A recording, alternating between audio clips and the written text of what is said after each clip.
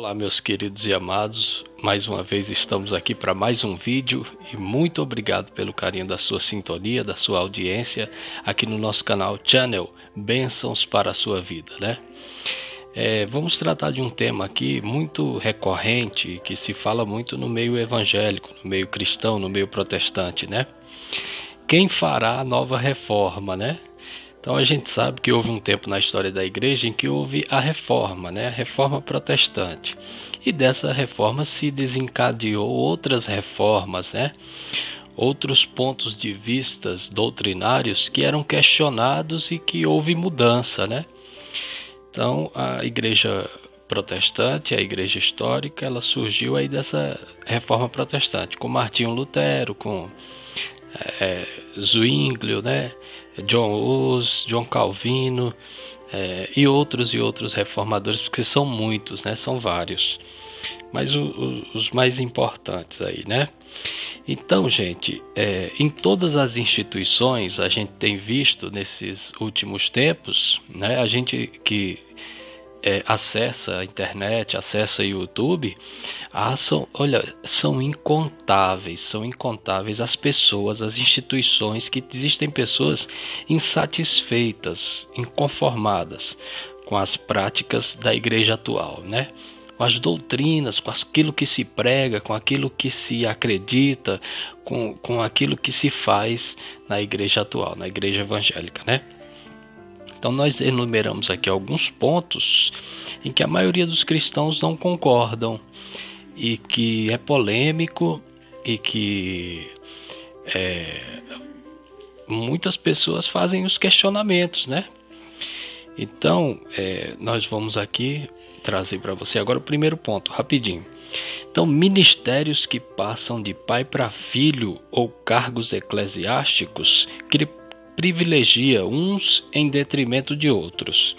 Então existem ministérios que foi fundado por uma família e aquilo vai passando de pai para filho. E durante aquela história, aquela família, nos anos, aquele ministério, ele cargos, bens da igreja, tá tudo ali na família daquela pessoa. E as outras pessoas que vivem há anos na igreja, contribuindo, dando seus dízimos, isso e aquilo, elas não alcançam nem seus filhos. Então, essas pessoas, elas manifestam na internet esse dilema, né? E essa situação que ela não concorda, né? Então, pelo que a gente viu nas postagens, nos comentários no YouTube, desses irmãos cristãos que vivem nessas igrejas, ou que viveram, que já saíram, muitos já saíram, né? E que não concordam com essas práticas de você querer que aquela igreja, no caso o ministério, né? Uma igreja, uma instituição, igreja, passando de pai para filho. Mas há outras instituições que não é o ministério que passa de pai para filho, mas os cargos eclesiásticos, né? Privilegiando os da família do pastor, vamos supor, né? Mas tem fato verídico, né? Então a pessoa privilegia a família daquele pastor. O pastor elege o filho como sucessor, né? E às vezes também presidentes de convenções, presidentes de instituições que gerenciam a igreja, né? Existem algumas denominações que têm as suas convenções. Aquelas convenções, elas elaboram estudos bíblicos, elas elaboram campanhas nacionais, né? Então é uma organização, né? Existem igrejas que têm uma parte organizacional muito grande, com ONGs, com entidades, com tudo.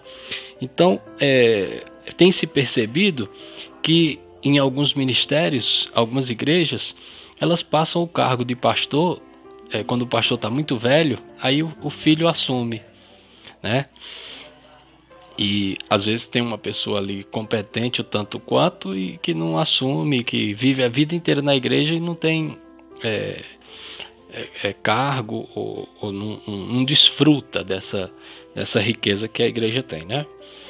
Então esse é um dos pontos, né, que precisaria ser reformado, vamos supor assim, né? Precisaria haver uma reforma, mas isso é muito complicado, porque quem fundou uma igreja e tem a sua família lá na liderança e nos privilégios, a pessoa não quer largar. Então você, infelizmente, essa igreja aí, a reforma que tem é você sair dela, né? No caso, a não ser que haja um milagre de Deus, né? Aí sim, pode acontecer essa mudança nesse ponto, né? Agora, outro ponto que é muito polêmico entre o meio evangélico e que pessoas discutem muito isso nas redes sociais e nos comentários de postagens sobre o assunto, é a obrigatoriedade dos dízimos e ofertas, né? Então, muitos pensadores cristãos, né, eles levantam essa questão que no Novo Testamento o dízimo não seria uma coisa obrigatória, como existem igrejas que pedem muito dízimo. Tem igrejas que nem tanto, mas existem igrejas, principalmente na linha neopentecostal, eles falam muito de dinheiro. A igreja tem 5 a 6 reuniões todos os dias, né? Tem uma reunião 7h30 da manhã, tem outra 9h30, tem outra meio-dia, tem outra 3h30, tem outra às 7 horas, tem outra às 8 da noite. Então, durante essas 5 apresentações, 5 cultos, né? É falado muito em dízimo, né? Falado muito em envelope, é falado muito em ofertar, em campanha, e nisso daquilo. Então isso seria um ponto também a ser reformado. Todo mundo sabe disso e já é um tema que está batido, né? No meio cristão, no meio evangélico. E no Novo Testamento, os dízimos não eram obrigatórios. Então quem podia dar, dava. Quem não podia, não dava. Simples assim, né? Mas a gente sabe que muita gente se enricou através dos dízimos, muita gente vive desfrutando uma vida boa, maravilhosa através dos dízimos, né? E eu acho que isso não é ético, não é legal. Enquanto você tem um membro da sua igreja passando necessidade e tudo, você está lá no bem bom, desfrutando de uma vida, fica contraditório a pregação, a fé cristã e tudo, entendeu? Então isso também é colocado. Terceiro ponto, infalibilidade do líder.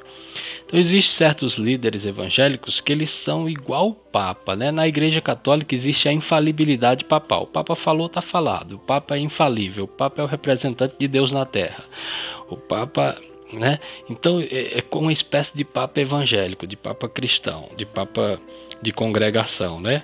Então esses líderes que se acham infalíveis são aqueles líderes evangélicos que abrem a sua própria igreja, que não deve satisfação a ninguém, que não presta relatório a ninguém, o dinheiro que entra na igreja é com ele, o que ele fizer está feito, né? Ele tem uma postura para com a congregação de imposição, de impor a sua ideia, de impor, né? Então tem essa questão também. Então, infalibilidade do líder. Infalibilidade do líder. Vou tentar escrever aí no vídeo para você acompanhar, né? Então, esse é outro ponto, é o terceiro ponto que a gente vê sobre essa questão da quem fará a nova reforma da igreja. Isso é difícil porque a igreja é dividida, né? A igreja é dividida, então tem que haver uma reforma em cada uma dessas denominações.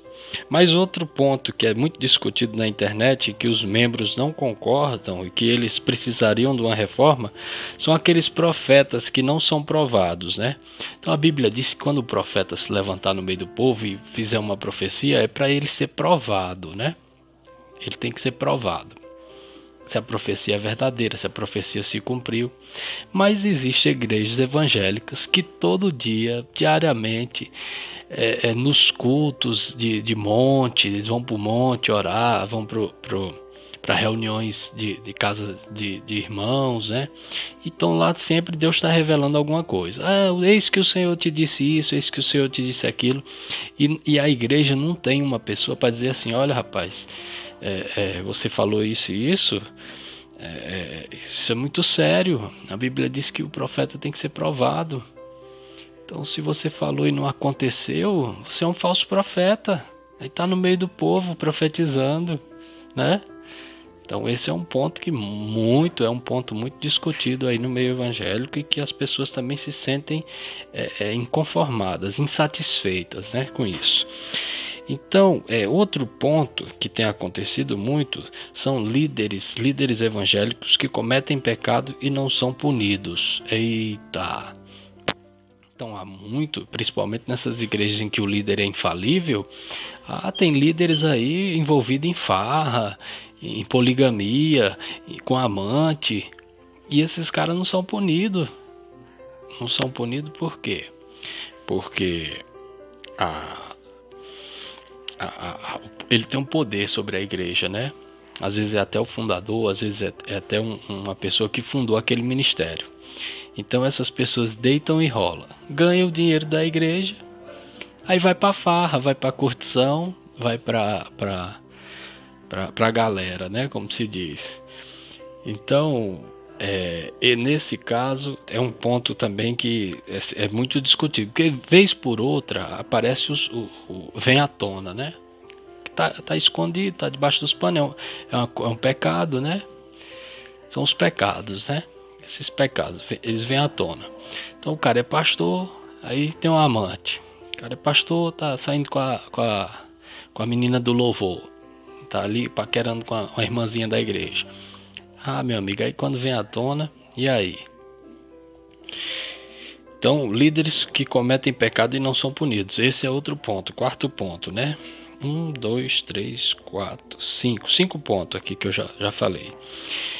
E outro ponto aqui que eu quero trazer para você, o último, né? Que eu, vendo as redes sociais, eu identifiquei, né?